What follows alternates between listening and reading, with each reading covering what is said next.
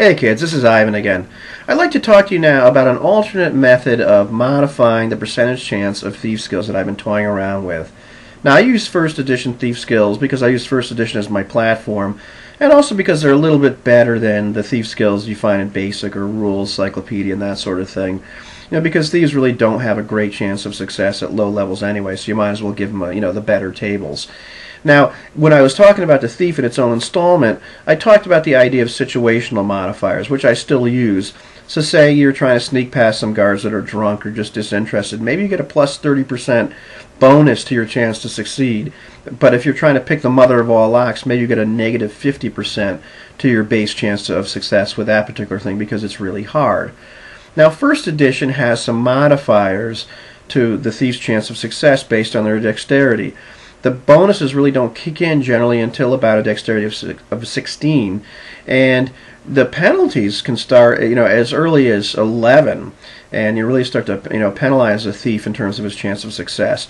Now, I never really liked the way these work. I've used them for years, and also I thought that there were some skills that really weren't based on dexterity. They were based on some other stuff, and some other games have addressed that way before I thought of doing anything. Now, in basic, there are no modifiers to thief skills for the most part. They are what they are.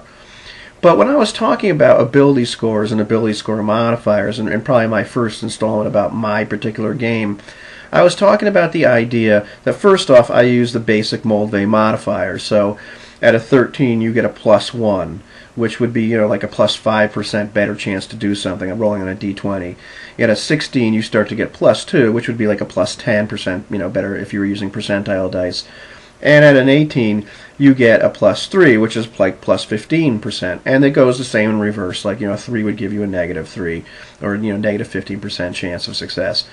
And in that installment, I was talking about the idea that I was messing around with just a little percentage chance based on whatever ability score you're talking about to modify what you're trying to do at a particular time, and kind of tying that to those Moldvay scores. And what I ended up doing was giving you like a negative 15% chance if you had an ability score of 3, if you were that unlucky, and a plus 15% chance on percentile dice if you had an 18. And then what I did was, for every ability score, increase in the ability score, you got an extra plus 2. So at like a ability score of 18, you have a plus 15. At an ability score of 17, it's plus 13. At an ability score of 16, it's plus 11, which is darn close to plus 10, like getting a plus 2. At an ability score of 13, you get a plus 5, which is identical to like getting a plus 1. Now, this does have the odd effect of having no score that doesn't have a modifier to it. So at 10, you get a negative 1. At 11, you get a plus 1. This really doesn't bug me that much because, the middle of the scale is 10.5. And, 1%, either way, it isn't really going to break the game or kill anybody. But I figured, why not use those as the modifiers to thief skills? So if you have the dexterity of, say, a 13, or then you get a plus 5. If you had a dexterity of 17, maybe you get a plus 13% better chance to your chance to succeed at whatever. Then just looking at the skills themselves, things like pickpockets, which I kind of lump sleight of hand within, that's dexterity. Something like opening locks, that's dexterity too for the most part.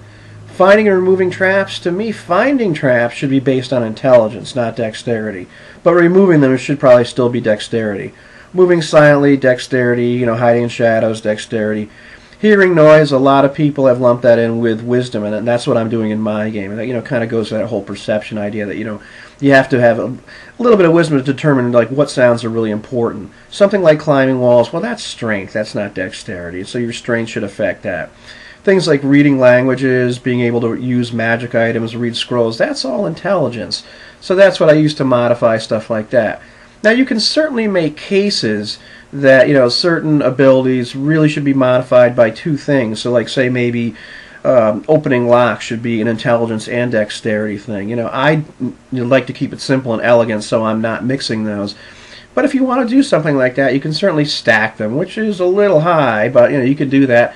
Or you can take the average of the two scores and figure out what the percentage would be.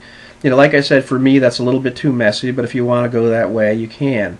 So the bottom line is, the effect that using my new system has is it tends to give the thief a little bit better bonus, like if he has high dexterity or a high ability score in something else in terms of his chance of success. But it's only by a little bit. It's only by 10 or 11 or 13% or whatever the heck it is. And thieves' abilities aren't all that great to begin with. So I think they could use the help. And to me, it's much more elegant. It's easier to remember. And, to me, it just works a little bit better, and it's less bookkeeping for the most part. I don't have to keep on looking, up the tables and finding out, oh, gee, is this a plus 10 or plus 5 or negative 5? What the heck is it? It's just very intuitive. So that's what I'm doing. How about that?